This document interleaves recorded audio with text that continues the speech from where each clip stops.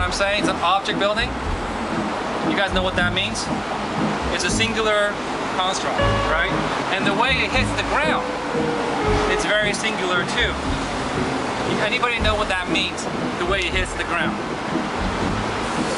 Like a place on the site. Exactly. Here's your site, which is the ground plane usually, right? You dig a hole, you anchor the structure down there, and usually that's all service and parking, right?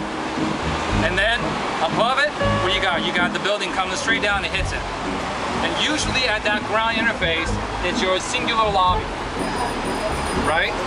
Okay.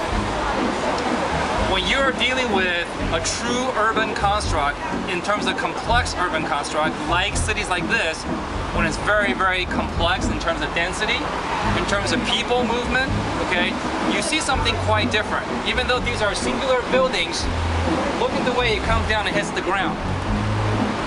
How does it hit the ground? Does it hit the ground the way that you know how high-rises hit the ground? Not at all. Look at that from the base all the way to maybe what, 1, 2, 3 or 4 levels, right? It's actually a weave of what? Of spaces that you move through, right?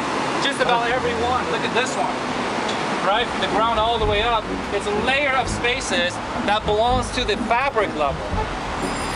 Are you understand what I'm saying? The fabric level, which is the city level up to a certain Z direction height, right? It's all about somehow designing that base as a way to engage so that people could actually permeably move through it. And then within that, you're containing programs that are public.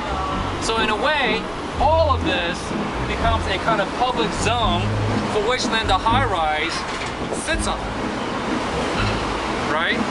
And that's the really huge difference between what you're understanding here as a high-rise typology, say, versus what you understand back home in Los Angeles. Should actually generate.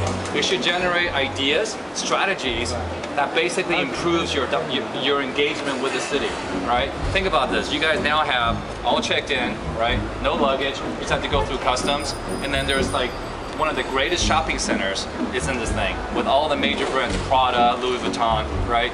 An airport is no longer an airport. Think about this. An airport is a shopping center, right? It's a hotel, right? It's an entertainment center, right? And it's part of the city. Becomes something that you could actually use strategically as ideas, manipulation of people's movement, and then in turn alter their experience, right? Pretty powerful stuff. Anything to declare? Yeah, don't go to England.